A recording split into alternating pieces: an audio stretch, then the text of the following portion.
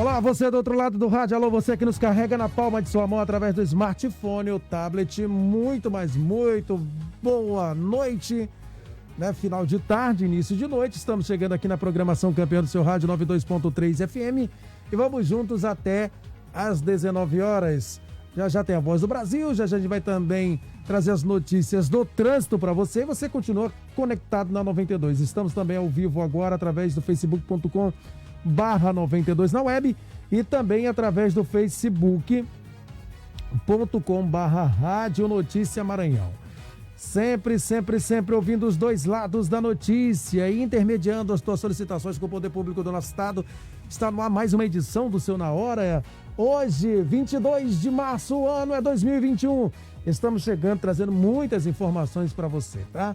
Informações, o tempo contrariando a meteorologia. Era previsto muita chuva e aí o sol, a gente se despede hoje desse dia com um sol muito bonito, com um belíssimo pôr do sol. Isso é muito bom, né? Dá uma amenizada, porque ontem choveu muito e a gente sabe que esse período de chuva acaba complicando a vida de todo mundo. Nós temos aí problemas estruturais de décadas em vários pontos do estado e quando chove, tudo começa aí a ficar mais complicado. Na capital maranhense, mais precisamente ali no viaduto da Coama, há uma intervenção que está sendo feita lá e por isso houve uma outra intervenção do trânsito, ou seja, os ônibus que costumam fazer o retorno ali, Angelim, né, fazendo o retorno para sentido Daniel de Latouche via Ipase, Ponte do Ipase, tiveram que fazer uma nova rota, subir pela Coama, passar aí pelo Terminal da Integração, fazer a manobra por dentro da Coama, retornar, fazer o retorno de quadra para poder fazer a manobra correta, porque tem um trecho ali interditado. Isaías, eu não quero achar que você lembra que a gente, não sei se você lembra, mas faz tempinho, nós fizemos uma investigação ali naquelas estruturas e detectamos algumas coisas, algumas falhas, inclusive foi registrado pela equipe do Rádio Notícia Maranhão. E eu vou lembrar, eu me lembro que a gente falou aqui no programa, que aquele retorno da Coama, aquele viaduto precisava urgentemente de intervenções, porque o que acontece, gente? Aquele viaduto é da época de um dos governos da ex-governadora Rosena Sarney. Não me lembro qual foi o período que foi aquela obra do município, né, do estado ali. Não dá para lembrar direito precisamente, daqui a pouco eu vou fazer aqui, se você que me ouve e está sempre ligado com a gente, pode ajudar. Olha, Flávio, foi no ano tal. O viaduto ali da Coama, desde então, dificilmente passa, eu não me lembro, posso estar errado, e quando eu erro eu digo que eu errei, me corrijam se eu estiver errado, passou por alguma intervenção ali, alguma manutenção. Nós temos hoje diversos equipamentos públicos, mas temos pouca manutenção. E aí a gente precisa alertar agora todos os governantes, todos os gestores, seja estadual, seja gestores municipais, que criem políticas de você poder ali fazer a reforma, tá dando a manutenção, políticas de manutenção para aquilo que você acabou de entregar. Os equipamentos públicos custam dinheiro do povo, mas se você fizer só por fazer e depois não criar um processo de manutenção, acaba que a coisa fica por aí. Mas trazendo essa informação para você, agora acho que talvez amanhã já tenha sido resolvido, mas tá desde a semana passada isso, Isaías. E a gente ainda não conseguiu precisar o que está acontecendo realmente no retorno da Coama. Queira Deus que possa ser resolvido. Verdade, Flávio, boa noite a você, boa noite ao nosso convidado de hoje. A gente vai tratar daqui a pouco a primeira pesquisa para a sucessão de 2022. Eu já estou aqui com os números, a gente vai ter inclusive bater um papo sobre a análise. A gente vai daqui a pouco saber do Fernando o porquê de alguns desses números que eu acabo de receber aqui. Bom, deixa eu fazer um comentário. Sobre essa questão rápida lá do retorno da Coama. Eu conversava ontem, no final de semana, com o Chicão, engenheiro, parece que é da área de trânsito, tráfego. Ele falava exatamente para mim: olha, Isaías, vamos orar para não ter comprometimento mais grave na estrutura do elevado. O correto agora é chamar um especialista em diagnóstico com imagem e verificar a situação da base e do atrito lateral dos pilares de sustentação do elevado e, naturalmente, de contenção das paredes do túnel. Se o buraco foi consertado, mas voltou a se agravar em proporções ainda maiores, é algo que já começa a preocupar. E a gente faz o alerta para prevenir. Não é normal você ver o poder público consertando o tempo todo uma estrutura e naquela mesma região, ou no mesmo local, se abrir novamente, ainda mais envolvendo um elevado de grande movimentação. Então, eu acho que fica o alerta para que se possa já fazer um diagnóstico mais amplo para evitar que haja uma tragédia maior. Muito bem, estamos aqui para você e com você. Agora são 18h09. Nós vamos falar também, já no debate político aqui, já no cenário político de 2022. Que isso, Flávio? Tá antecipando tudo? Não sou eu. Esse sistema globalizado e politizado que foi criado no nosso país no decorrer dos últimos anos, onde você acaba uma eleição já pensando em outra, ou está concorrendo uma pensando em outra. Essa é a história da política hoje no Brasil. Eu fui criado num tempo, e aí o nosso convidado também, Fernando Isaías, também que não é muito novo, Fernando, já passou por isso? A gente percebe muito bem que anteriormente era bem melhor. Prefeito e governador tinham o mesmo tempo de mandato, entravam no mesmo período e saíam no mesmo período. E isso ajudava muito porque as coisas aconteciam de verdade. Hoje não, você tem um prefeito que entra hoje já pensando no governador de amanhã. E a gente às vezes não consegue ver a coisa fluindo, porque um trabalha em função do outro, em eleger o outro, de apresentar um nome, uma possibilidade de nome ou para a campanha seguinte.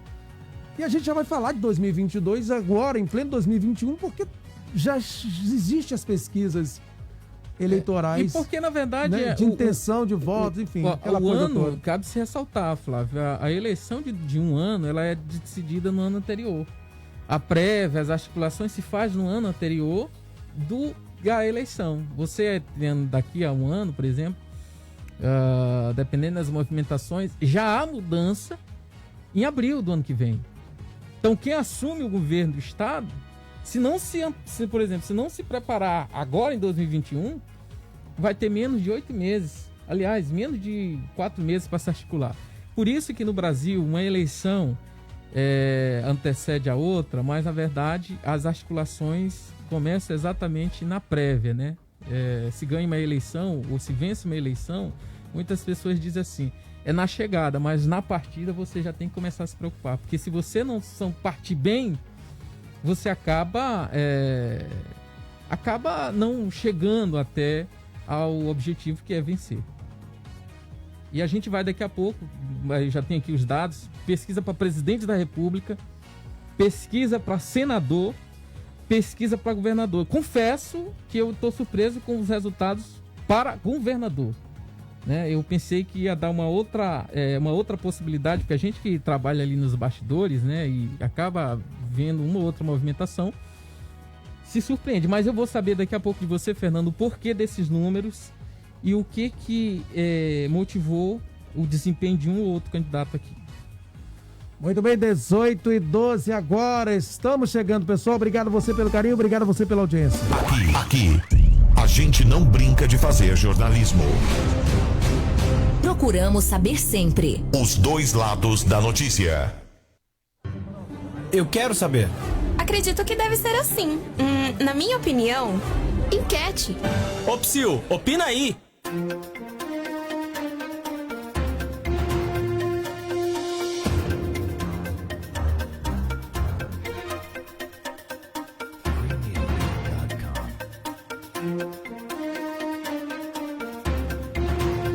Muito bem, meu amigo e minha amiga, deixa eu falar para você a respeito de algumas situações. A gente está falando bastante aqui do que está acontecendo no cenário político e vamos trazer mais ainda para São Luís. Dessa vez, outro assunto que foi abordado neste programa também durante muito tempo, que se batia bastante nessa tecla. e hoje chegou aí à Câmara Municipal de São Luís. Os vereadores Marquinhos do DEM e Álvaro Pires do PMN pretendem colher assinaturas para criar uma comissão parlamentar de inquérito, ou seja, uma CPI, ali na Câmara de São Luís para investigar o destino de cerca de 10 milhões de reais em valores referentes a créditos não utilizados de passagens adquiridas pelos usuários e seus cartões de transporte e meia passagem que foram pagos e não utilizados pelos usuários do sistema de transporte coletivo da capital. Segundo as informações, pessoal, os créditos que ultrapassavam o período limite, estipulado em 1 ano, são confiscados pela empresa e distribuídos entre os consórcios de transportes que operam na capital. E daí gerou toda uma desconfiança e a Câmara parece que agora vai entrar nessa luta com essa CPI. E a gente quer saber de você. Você apoia a CPI da bilhetagem em São Luís? Participe com a gente pelo 984099292, fique à vontade. Estamos aqui para te ouvir, 984099292. É um prazer ouvir você. O ônibus demora demais. A minha rua tá cheia de buracos. Esse engarrafamento é um caos, eu só Aqui chego no bairro atrasado. falta água direto. O seu espaço. A sua voz. Aqui você traz a informação e diz o que está acontecendo no seu bairro ou na sua cidade. Ouvinte Notícia.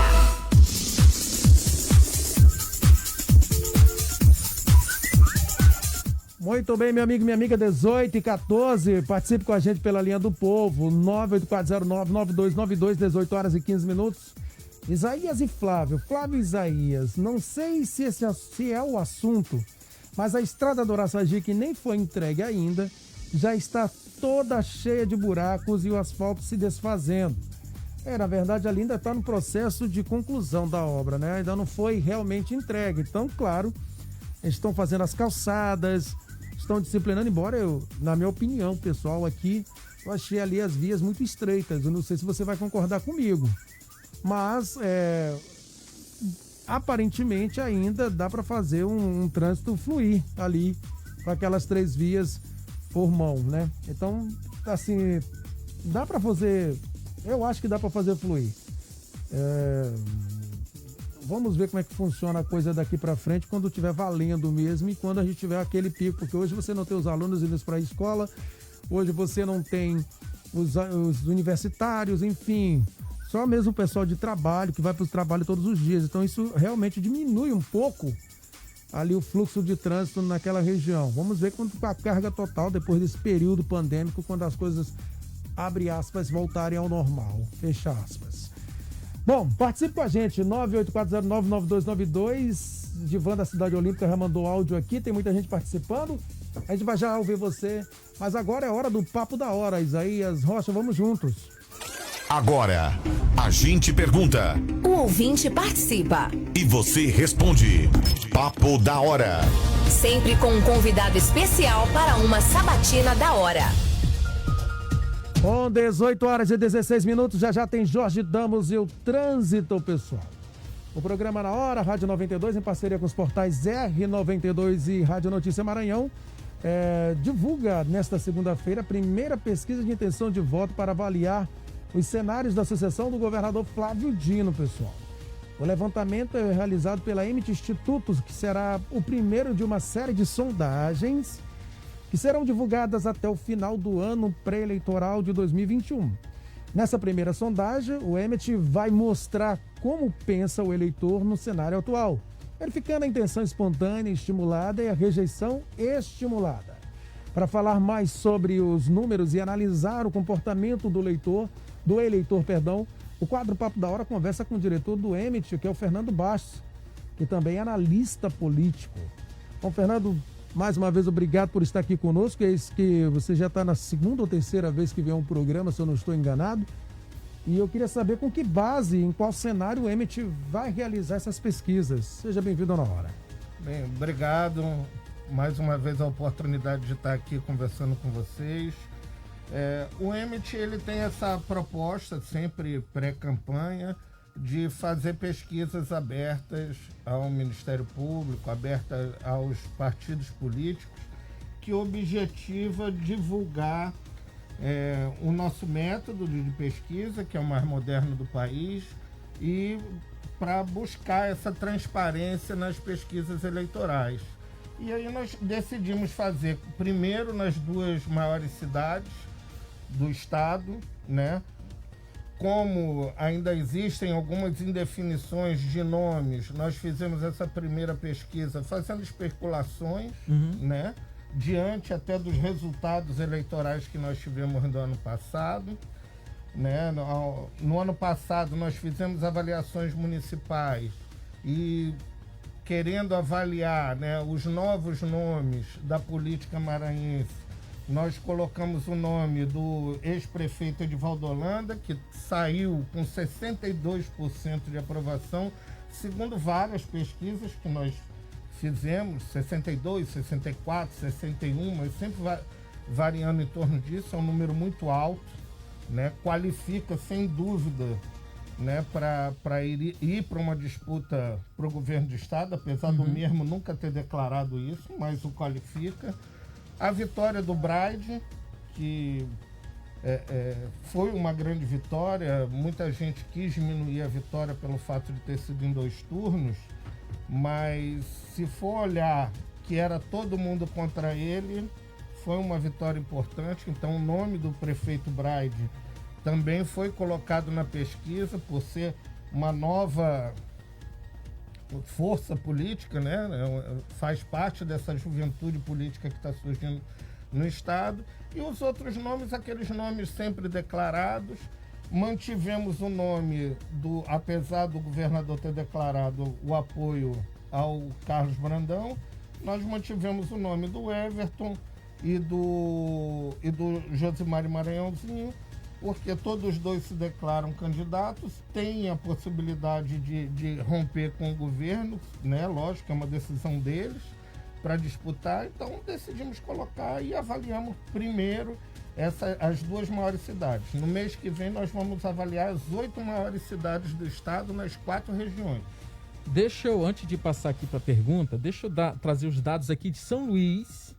E em seguida a gente traz os dados de Imperatriz e você traz o dado geral, né, nas somatórias das 2 cidades. A pesquisa estimulada aqui para governador. Se as eleições fossem hoje, em qual destes nomes você votaria para governador? Isso aqui é a pesquisa estimulada, na qual o entrevistado é apontado a ele um quadro com os possíveis nomes. O Edivaldo Holanda Júnior, lidera aí nesse cenário com 25,8%. Eduardo Braide, 22,92%. Nenhum, 17,9%. O Hélito do Curso, 7,50%. Carlos Brandão, 6,75%. Não sei, 6,50%. Roberto Rocha, 4,75%. Josimar de Maranhãozinho, 4,58%, Everton Rocha, 3,58%, e Dr. Laércio, o prefeito lá de São Pedro dos Crentes, aparece aí com 1,25%. A pesquisa estimulada para senador. O Instituto perguntou se as eleições fossem hoje, em quem você votaria para senador, e apresentou os nomes. O governador Flávio Dino aparece com 30,42%, Roberto Rocha, 25,58%, está colado ali praticamente. Nenhum, 17,83%, governadora Rosiana Sarney aparece com 18,33% e não sei, figura 5,84%. Esse tem muito voto aí, viu? Não sei. Para presidente da República, o Instituto perguntou se as eleições fossem hoje, em qual destes nomes você votaria para presidente? Lula aparece com 40%, Jair Bolsonaro 19,83%, Ciro Gomes 10,33%, nenhum 9,75%, Luciano Huck 4,25%, Guilherme Boulos 3,92%, não sei 3,42%, Sérgio Moro 3,25%, João Dória 1,67%, João Amoedo 1,42%, Mandetta 1,8%, Eduardo Leite 0,92% e Luísa Tarjano, 0,16%. Você está apresentando uma pesquisa presidencial, uma avaliação, pesquisa também para o Senado e para o governo. Aqui foram os 3 cenários em São Luís, esses dados são sobre São Luís. São de São Luís. Para presidente da República, para governador e também para senador. Agora, Fernanda, a surpresa aqui, nessa pesquisa estimulada, eu queria saber de você, por que o Everton Rocha, por exemplo, aparece aqui apenas com 3,58% em São Luís? O que representa esse dado? O Everton, ele nunca teve uma votação boa em São Luís. Isso é um fato. Até você pode ver que o nome mais forte dentro do grupo dele para São Luís não é o dele. É o Edivaldo. Não é o dele, é o de Edivaldo. Então, assim, eu acho que o primeiro ponto é esse, né? E aí vão falar novamente, mas por que botou o nome do Edivaldo? Vai na pesquisa espontânea e vê. A gente tem que... A pesquisa, ela avalia a vontade do povo, não é a vontade do político. Então, se você vai para a rua e você chega na rua, o Edivaldo Holanda vem numa pesquisa espontânea com 18%, porque essa é a primeira pesquisa que eu estou revelando. A gente faz pesquisa o tempo todo. Até porque faz parte da base de treinamento do próprio instituto, né, se testar. E aí, quando a gente testa, a gente não divulga. Aí a gente faz uma real e divulga. Então, quando você vem com 2 forças, como o Eduardo Braide e o Edivaldo Holanda, despontando, você não pode tirar da pesquisa. Você tem que colocar. E aí, lógico, futuramente, aí um diz, não vou ser candidato, vou apoiar o Everton. Vamos ver, então, qual é o poder de transferência de voto. É importante você medir, porque você mede antes, você tem 3,58, um possível aliado com 17, ele transferiu os 17 pontos de voto, isso tudo é importante avaliar. A pesquisa política, ela serve para nos direcionar. Na hora que a gente conversa com político, a gente vai mostrando ali os caminhos que segue, as opções, com quem que vale a pena você se associar ou não. Por exemplo, se o Edivaldo tivesse mal, a popularidade dele tivesse mal, o Everton, de repente, não era bom para fazer a foto do lado. Então, isso tudo é importante você avaliar. Vamos lá. Né? Agora, eu acredito também que pela questão do processo ter sido reaberto, isso provoca um desgaste. O próprio Maranhãozinho também, em regiões que a gente sabe que ele tem voto, ali na área ali onde o Marquinhos atua, ali pelo Turu, de Vinéia, Soimar e tal, ele tem uns votos ali, teve uma queda visível. E outros locais também teve uma queda, onde Detinha veio bem e que o Josimar vinha bem. Eu ia falar exatamente isso, assim, porque o segundo colocado na eleição de 2020 foi o Duarte Júnior, que naturalmente teve apoio do Josimar. O que isso representa ou não conseguiu se transferir voto? Não conseguiu. O Duarte vem muito bem para deputado estadual, o nome dele vem muito bem mesmo, em primeiro lugar para deputado estadual.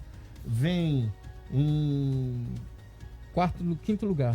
Quarto lugar, né, levando em consideração quem são os candidatos reais, quarto lugar para deputado federal e primeiro lugar para deputado estadual. Ele conseguiu colocar o nome dele em evidência, mas não transferiu nada para Josimar, não acrescentou. Deixa eu confirmar aqui a espontânea em São Luís rapidamente para a gente acelerar. Eu só queria, antes de perder meu raciocínio, porque a gente está aqui, senão a gente perde o raciocínio e vai embora, acaba perdendo a logística. Vamos lá. Você falou do Edivaldo, e bem na frente, o Edivaldo e o Braide, né? E o Everton lá atrás. E aí você falou, não, mas se o Edivaldo estiver bem e colar no Everton, pode ser que haja uma transferência de voto. Ou o Eduardo Braide é a mesma coisa. Mas quando você percebe também que dentro dessa pesquisa existe uma vontade popular, né? A espontânea, como você bem falou, quer o Edivaldo. Ou o próprio prefeito atual de Eduardo Braide, não quer o Everton. Até quando essa ida ou a possível desistência de um deles para apoiar o Everton pode, de alguma forma, favorecê-lo e fazer com que a população mude de opinião? existem políticos que têm um grande poder de transferência de voto. Historicamente, a gente já viu isso acontecer várias vezes. São Luís não é muito assim. A ilha tem a fama de rebelde porque ela não é muito de seguir político que nem Cordeiro, né? É um ponto a ser observado. Mas um ponto importante a ser observado Edivaldo é aliado, né, até onde a gente sabe, é aliado de Everton, e o Braide foi apoiado pelo Everton, que o Neto é evangelista, né? O grupo foi ali apoiar o Braide. E aí o Braide saindo, não indo, né? Que eu acredito que não vai, acabou de se eleger prefeito, mas ele não indo, ele vai apoiar quem? Roberto Rocha ou o Everton? É o Rocha. Isso é uma outra... Tem uma tendência de ir com o Rocha é 2018, né? Até pelo que o próprio Roberto fez de tirar o Hélio. Até uma questão mais assim, porque quem acompanha o cenário político sabe que a relação entre o Braide e o Roberto vem desde 2018.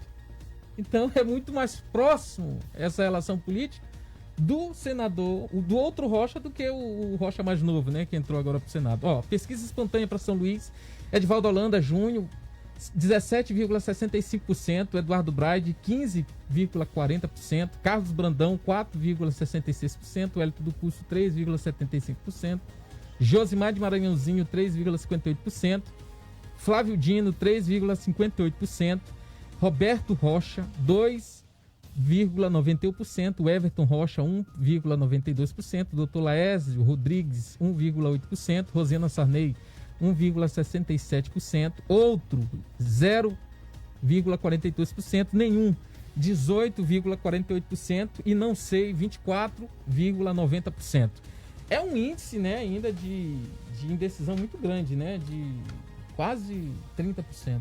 Muita água vai passar debaixo dessa ponte, a gente está muito distante, né? Na própria entrevista que eu dei, quando eu convidei os partidos políticos e o Ministério Público, eu falei que era uma pesquisa especulativa.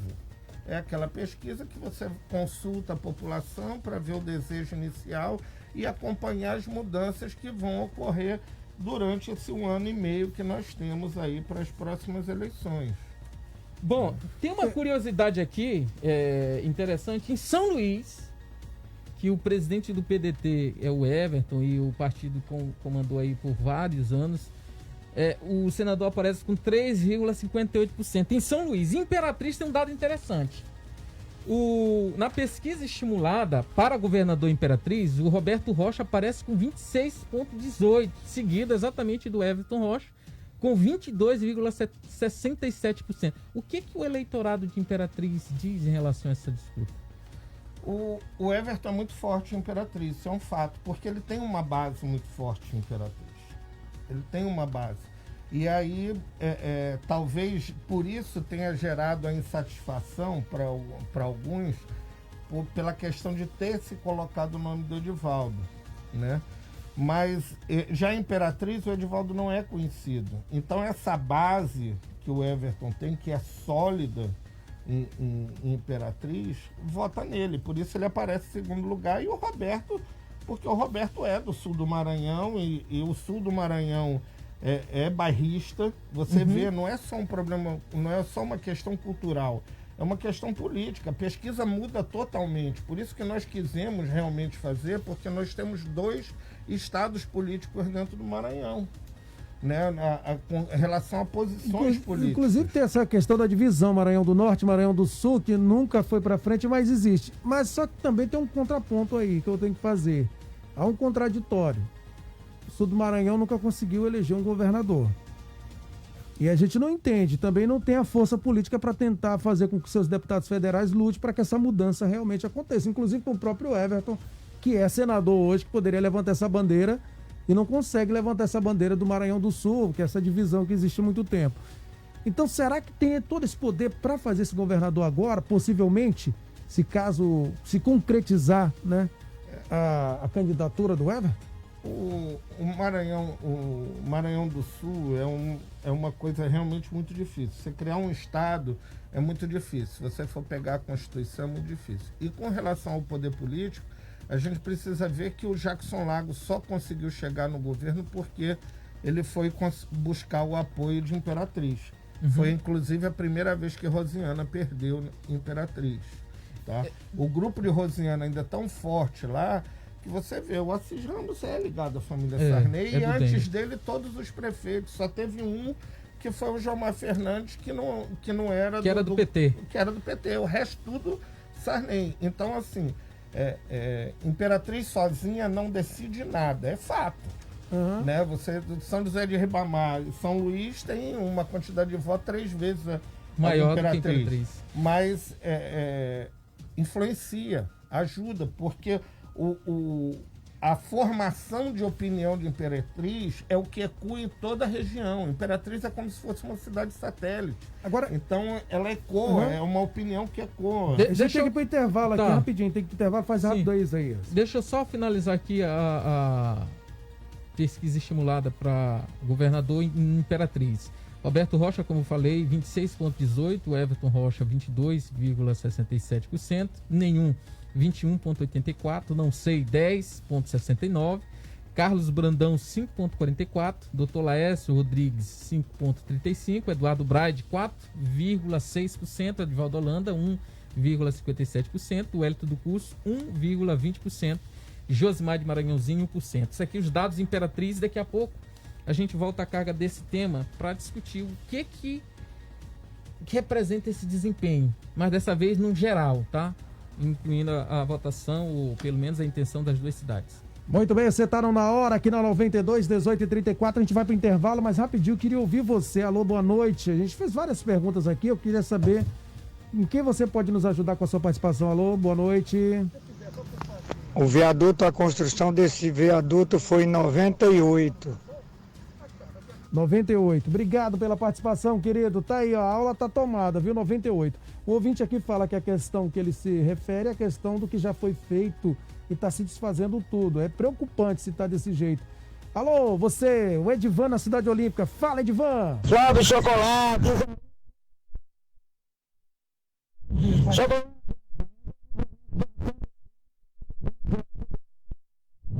Outro dia assim, e fez um monte de coisa de tanto carro. Juro sim, meu amigo. Atenção, SMTT de São Luís. Atenção, atenção. Essa é a área ali onde fica o final dos ônibus, ali no Socorrão 2. A gente pede que vocês deem uma olhada com mais carinho. Há um problema seríssimo que tem incomodado os moradores e eles precisam urgentemente de uma solução do poder público, tá? Na volta tem mais participação sua, inclusive a respeito da pergunta de hoje, que é sobre a CPI, pessoal. É o seguinte, você apoia a CPI da bilhetagem, aquela que está investigando a sobra do seu cartão de transporte em São Luís? A gente volta já. Continue aqui, Na Hora Volta Já.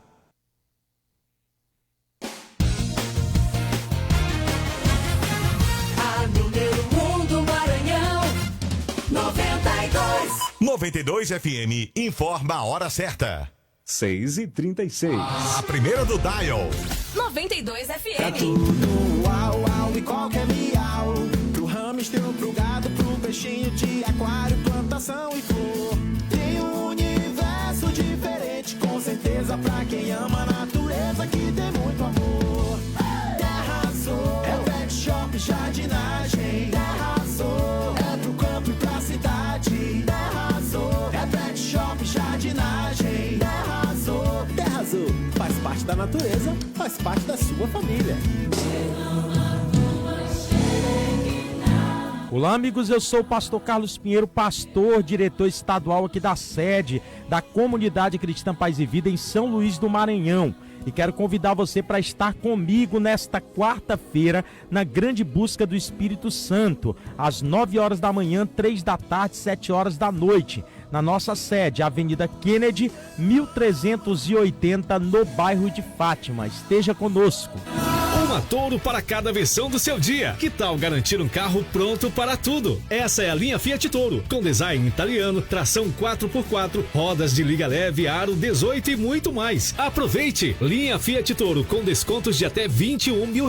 Garanta já a sua. Confira condições em ofertas.fiat.com.br. No trânsito, sua responsabilidade salva vidas. Todos os sábados, das 17 às 18 horas, você ouve na 92 FM Conexão Tribo de Judá. Apresentação, Pastor Nauber Braga. Conexão Tribo de Judá. O que para alguns pode ser apenas a prática de um esporte, para nós significa também a certeza de uma geração mais saudável. E é isso que nós do Colégio Batista queremos compartilhar com você. Por isso as vagas para o Batista Esportes já estão abertas. Venha praticar natação, futsal, hidroginástica e muito mais. Para mais informações ligue 98802-3504. Batista Esportes, potencialize sua saúde. A Potiguar tem as marcas mais badaladas do mercado e as melhores soluções para sua casa com preços promocionais. Porcelanato 62,5 por 62,5 tipo A polido Elizabeth, R$ 59,90. Lixeira inox com pedal 5 litros Decor, R$ 69,90. Cortina lisa com blackout Bela Janela, R$ 99,90. Torneira para pia Casa OK, R$ 79,90. Tudo em 12 vezes no cartão da loja. As marcas que você conhece só na Potiguar. O governo do estado segue ampliando leitos no combate ao coronavírus. São Luís, nos últimos dias, recebeu mais de 100 novos leitos e já começou a instalação do Hospital de Campanha da Grande Ilha. Em Imperatriz, também são mais de 100 novos leitos no Hospital Macro-Regional, na UPA, no Materno Infantil e no Hospital de Campanha da região Tocantina. Em Bacabal, novos leitos no Hospital Laura Vasconcelos e mais 35 estão sendo implantados na UPA do município. A Sailândia recebeu 58 novos leitos, sendo 10 de UTI em parceria com a Prefeitura. Em Caxias e região, mais 26 leitos serão garantidos pelo governo em espaço cedido pelo município. E nos hospitais regionais e macro-regionais do governo do estado, mais leitos estão sendo abertos para dar apoio a todos os municípios. Governo com o povo. O Maranhão num caminho novo.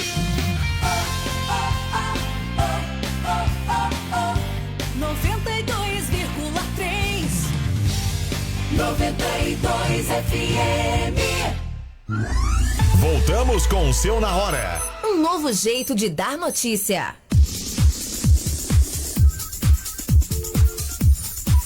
Muito bem, estamos de volta com o Seu Na Hora, 18 horas e 40 minutos. Já tem o Jorge, eu tô só aguardando o Jorge Damos entrar aqui, pessoal, trazendo as notícias do trânsito para você. Peço para você também que tá mandando áudio.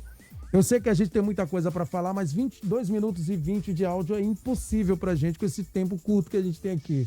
Tá? Manda um áudio de 30 segundos, sintetiza. Hoje o mundo é da sintetização. Sintetiza.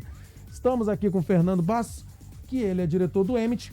O EMIT está aí lançando uma pesquisa para pré-campanha. A gente está falando aqui pré-campanha, pessoal, né? Para governo, Senado e presidente. E presidente da República.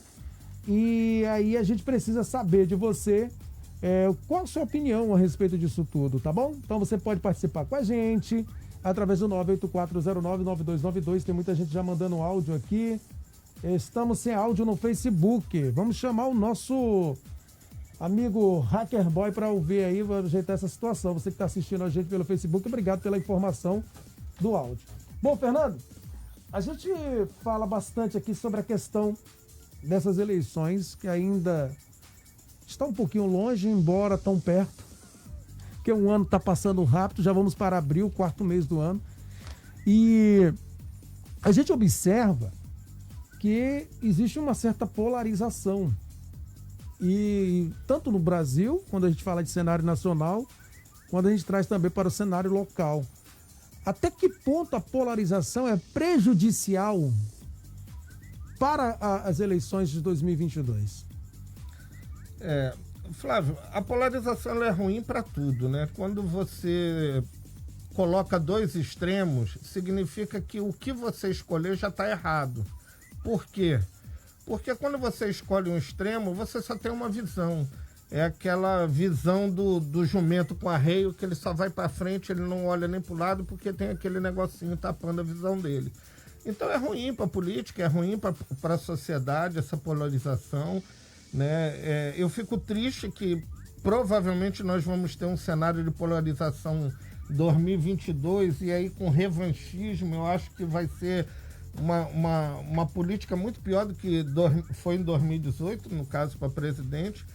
No caso para governador, hoje você vê 2 senadores, né? 2 senadores da República em vantagem sobre os demais, um vice-governador com o apoio do governador na disputa e outros candidatos.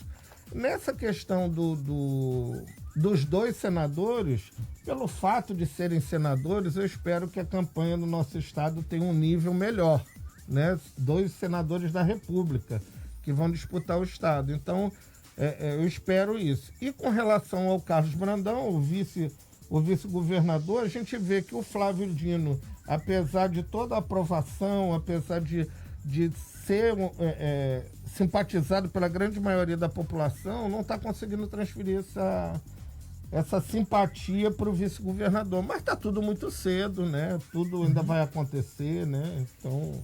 Deixa eu dar o destaque agora geral aqui para as pesquisas, tanto em São Luís quanto em Imperatriz. Estimulada para governador. Se as eleições fossem hoje, em qual destes nomes você votaria para governador? Roberto Rocha lidera com 14,91%. Eduardo Braide é o segundo, com 13,95%. Edvaldo Holanda vem em terceiro, com 13,90%. O Everton Rocha em quarto, com 12,64%.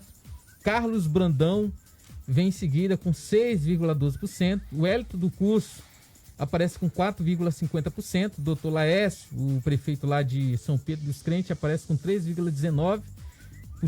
O Josimar de Maranhãozinho, 2,89%. Nenhum, 19,33%. Não sei, 8,57%.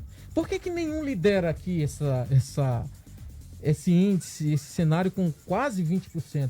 É muito alto, É muito né? alto. É muito alto. Você acha que essas pessoas não estão interessadas em escolher esses nomes?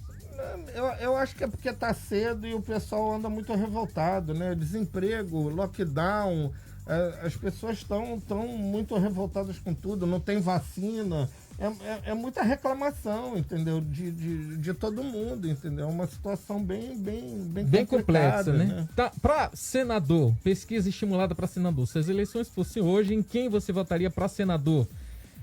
O governador Flávio Dino aparece com 33,10%, Roberto Rocha 28,95%, Rosiana Sarney 12,55%, não sei 7,56% e nenhum 17,84%.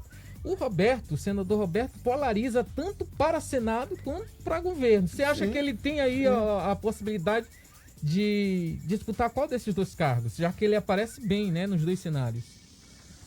Olha, sinceramente, eu não sei o que ele vai decidir, né? A gente tem que avaliar que, perdeu partido. Está sem partido. Uhum. Para qual partido ele vai? Né? E aí, lógico, é o senador da República. Ele, para onde ele quiser ir, vai ter alguém para dar um local para ele. Só que ele não vai querer ir para qualquer lugar. Esse crescimento dele é em função da proximidade dele com o presidente ou em função da crítica incisiva que ele faz em relação ao governador Flávio Dino? Olha, sem dúvida foi o senador que mais trabalhou. Né? Lógico, porque quem está do lado do presidente vai produzir mais. Então, ele rodou o Maranhão todo, metendo obra para todo lado. 6 bilhões. Bilhões, a gente está falando de bilhão. Né? 6 bilhões em obra não é para qualquer um. Então, e esse mesmo motivo foi o que fez ele perder o partido. Essa aproximação com o Bolsonaro deu para ele 6 bilhões de obras. É muita coisa. Teve um crescimento no Maranhão, né? Tanto para Senado como governo, mas em compensação perdeu o partido. Perdeu o partido. E aí vai para onde? Né? Que aí gera aquelas dúvidas, né? Quem é que vai ficar no PFL? Tu acredita que há uma possibilidade do Maranhãozinho dar a legenda para ele, disputar ali um para o Senado, outro para o governo? Olha, sinceramente, eu não sei. Eu sei que a conversa é fácil de acontecer, mas eu não sei, eu ainda vejo o Maranhãozinho mais próximo do Brandão do que de qualquer outra pessoa. O que está acontecendo hoje com o senador Roberto Rocha não seria a lei do retorno? Será? Desculpa, eu já tô meio franco, não sei se estão percebendo, né? A língua tá afiada. Como é que seria esse retorno? Não, porque a gente... Não, eu digo assim, crescimento ou partido? Questão do partido, ficar sem uma legenda para disputar. Porque você teve aí eu vou trazer a história aqui, porque a gente sempre abre espaço aqui. O Wellington do Curso tinha tudo para ser um grande concorrente nas eleições do ano passado e, de repentemente, ficou sem partido. Ou seja, o partido preferiu apoiar outro candidato e não apoiar a candidatura dele. Ele ficou praticamente sem partido. Mas nesse caso não dá nem pra se deixa eu concluir meu raciocínio, calma. Não, deixa eu concluir meu raciocínio. Não dá nem pra se indignar, porque no segundo turno acabou se... Não, deixa eu concluir meu raciocínio. E o que é que acontece? Hoje, você tem o senador Roberto Rocha com grandes aí números na pesquisa. Tanto para Estado quanto para governo. Tanto para Senado quanto para governador. E aí, tá sem partido. É uma volta que o mundo dá meio às avessas aí. Vamos ver como é que vai se comportar. Agora deixa eu só abrir espaço aqui para os ouvintes aqui. Vamos lá. Ô Flávio, tudo bem? Em frente ao restaurante Fanfarra, no Turu, tem uma esquina toda esburacada e tem buraco há 8 anos. Esse trecho é tombado pelo IFAM. Oi, pessoal, dá uma olhada nisso aí. Vamos saber o que o ouvinte fala a respeito daquilo que a gente pergunta. Alô, você! Boa noite, Flávio Chocolate. Boa noite, Isaías. Meu nome é Vanderlei, moro aqui no Quatrai. Pela questão da obra, da conservação da obra, é muito simples. A empresa que fez a licitação, que ganhou a licitação, ela tem por obrigação de manter no orçamento já a conservação. Obrigado, querido, pelas informações. E o Marinho, lá do Turu, que falou sobre a questão da obra. Alô, você, última participação de hoje, pra gente seguir aqui com o nosso bate-papo. Alô, boa noite. Oi, boa noite, Flávio Chocolate. Aqui é a irmã Lenda Vila Santa Terezinha.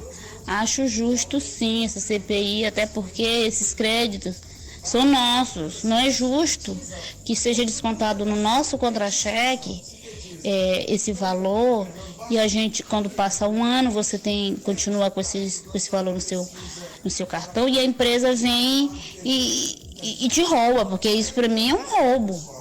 Porque isso é um absurdo, é nosso, já foi descontado, gente.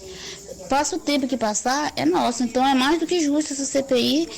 Eu estou muito feliz por isso, porque vocês bateram bem nessa tecla aí e agora resolveram tomar uma decisão, né? Uma atitude. Alguém resolveu tomar as dores do usuário, que somos nós os mais prejudicados. Boa noite e parabéns pelo programa, que está uma maravilha. Muito bem, obrigado, querida. E a gente está aqui, assim, uma situação que já se vem falando há muitos anos aqui, e até que fim a Câmara Municipal de São Luís acordou para dar uma olhada nessa situação. Eu espero que não acabe em bolonhesa, pepperoni e outras cositas más. Vamos trazer a coisa à baila. Já começou a CPI? Vai até o fim. Mas é preciso primeiro garantir as assinaturas para poder... Mas quem vai se impor, Isaías? Quem que vai se impor? Porque, infelizmente... O vereador que se impor, a gente fala aqui. Seria bom se tivesse, né? Pelo menos a gente ia descobrir onde está a destinação desses mais de 10 milhões. Fernanda, a gente vai para um bate-bola antes de você fazer suas complementações. Quem decide a eleição? São Luís ou Imperatriz? Não, São Luís. Densidade eleitoral. Quem terá mais peso em 2021? Fator Lula ou Bolsonaro? Eu acho que nas eleições para governo não vai... Não influencia. Não vai. Tem possibilidade, por exemplo, de uma terceira via aqui no Maranhão e a nível de Brasil? Eu acho que sempre surge. Você acompanha toda a eleição, vem o nome. Na eleição passada, Mauro Jorge surpreendeu, né? Então, sempre o importante é que se tenha a oportunidade. O que me preocupa no Maranhão são as oligarquias. Falam tanto da família Sarney, oligarquia Sarney, mas quando você vai pegar os partidos, são micro-oligarquias. Então, às vezes, você tem um nome muito forte dentro de um partido e esse nome é podado, como foi podado o deputado Wellington, como, de repente, se fecham as portas para não ir um nome do Edivaldo Holanda, por exemplo, que aí nesse caso, né, dizem que ele não quer, que, enfim, decisão familiar e tal, mas é uma potência. Na minha opinião, não tinha outro nome para ir para governo que era a Vitória Certa, ou dele ou do Braide. Eram os nomes, e você teria uma renovação política dentro do Estado. Então o problema é que às vezes fica aquela coisa de pai passando para filho, pai passando para filho. O pai é presidente do partido no estadual, na municipal é o filho, e assim vai. E aí é complicado. O senador Roberto Rocha sempre fala da questão do chamado pacto geracional. Pela primeira vez ele tem a oportunidade de enfrentar contra um ex-aliado a única vaga para o Senado. Você acha, no ponto de vista, essa polarização dele com Flávio Dino, ele pode vencer ou o governador pode perder? Como é que você analisa essa polarização para o Senado? A vaga do Senado, na minha opinião, é do Flávio Dino. A distância não está grande na pesquisa porque foram avaliados São Luís e Imperatriz. Por isso que não está grande.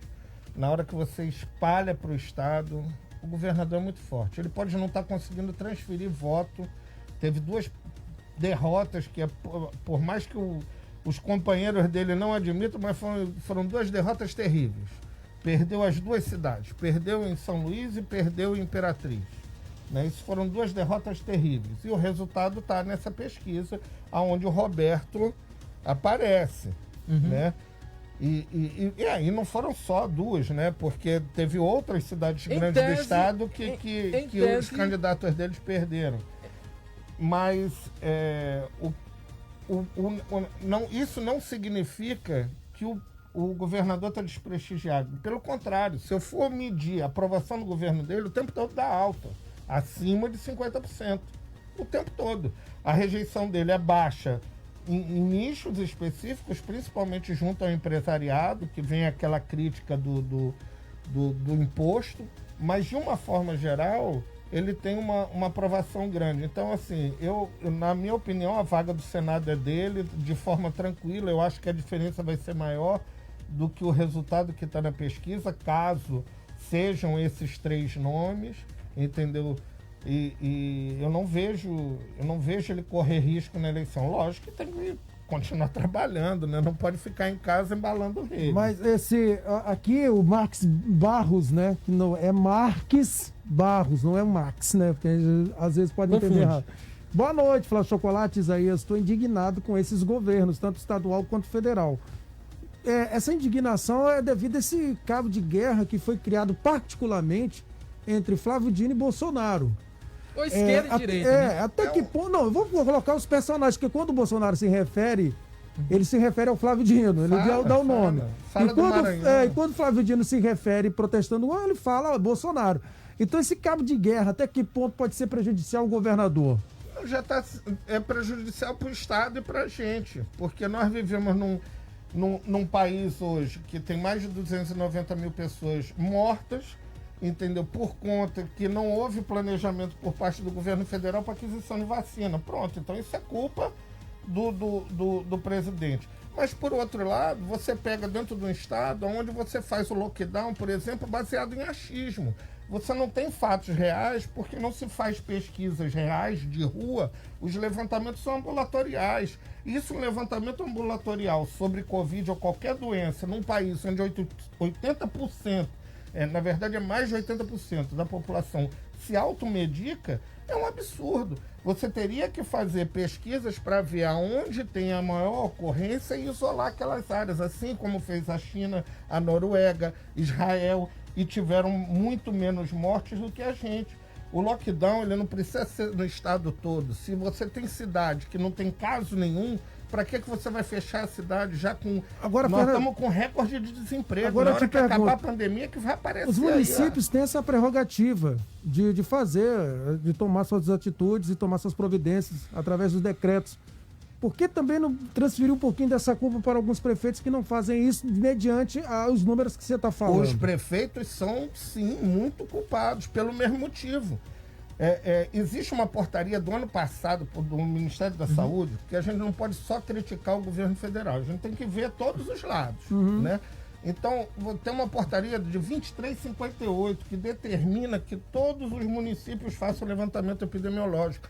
E para acabar com a desculpa do município, o governo federal mandou o dinheiro para que se contratasse ou os profissionais ou os institutos de pesquisa. Todo mundo encheu a prefeitura e 1% dos 5 mil e tantos municípios do país, 1% dos municípios fizeram pesquisa. Então, infelizmente, qual é o problema? Nós não temos gestores ocupando o cargo de prefeito. Nós temos políticos. E eles fazem a coisa baseada no achismo. Ouvi dizer, chega um assessor aqui, fala uma besteira, vem outro. E a ciência é descartada. Por isso que o país tem o pior resultado do mundo. Porque está sendo tudo feito em achismo. Para fechar em cima da hora, por que se usa muito pesquisa para eleição e não se usa pesquisa para administração? Só no Brasil. É só no Brasil. Você vai olhar aí nos países civilizados, Instituto de Pesquisa é consultado para tudo. Você tem pesquisa educacional, pesquisa epidemiológica, entendeu? Você não tem como gestor, eu sou gestor público também por formação, e você não tem como fazer qualquer planejamento sem dado. Como é que você compra? Você sabe como é que é compra de farmácia básica em município? Eu vou dizer porque eu trabalhei 25 anos exercendo cargo em pregoeiro, presidente de CPL, eu conheço bem isso daí. Sabe como é que os caras fazem? Não existe planejamento. O prefeito chega, olha, licita medicamento aí para mim. Aí o cara pesquisa na internet, pelo número de habitantes, qual é o outro município, o que teve de uma licitação, ele vai lá, copia, pega aquilo dali e manda. Por quê? Porque não tem uma pesquisa, você não sabe no município quantos diabéticos tem, quantos hipertensos tem, você não sabe, não fazem pesquisa e gastam muito mais dinheiro. Ou quando não espera o censo do IBGE para se basear nisso, que não é 100% a realidade daquele local. O censo, ele é só socioeconômico, ele não detecta esses diabéticos, ele não detecta. E aí o que acontece? Isso gera um desperdício. Existem estimativas de que é jogado fora todo ano 23% de tudo aquilo que o poder público compra de medicamento. Então, quer dizer, a verdade é que não falta dinheiro, falta gestão. Muito bem. Fernando, acabou. A gente fica por aqui. A pesquisa completa sobre o presidente, inclusive para deputado federal estadual, a gente vai disponibilizar no portal Rádio Notícia Maranhão. Eu acredito que o R92 também vai replicar. Um abraço a todos, até amanhã. Pessoal, queria aqui mandar um abraço, desejar muita força a todas as pessoas que estão nesse momento agora passando por um momento crítico com essa Covid. Tem muita gente entubada e isso é muito triste. E a gente precisa orar pelas pessoas que estão nos hospitais, não só as pessoas que estão lutando pela vida, como também as pessoas que estão agora, nesse momento, trabalhando e ali tentando salvar vidas. Então aqui a gente tem uma jornalista, nossa amiga, que está passando por um problema seríssimo e eu preciso que você também se junte a nós nessa corrente do bem. E muito mais outros colegas, enfim, a gente em todo canto, é no Maranhão, é fora do Maranhão, a situação está crítica. Força também ao Paulo Gustavo, que é um grande artista, dependente de qualquer pensamento seu a respeito da pessoa, pense num grande profissional que é e está lutando pela vida também, agora entubado, contra essa doença que é complicada. Fernando, fique com Deus. Isaías, obrigado. Fabiana, obrigado. Tchau, pessoal. Até amanhã. Vem a Voz do Brasil, a gente já entra com ela. Vem aí, Voz do Brasil.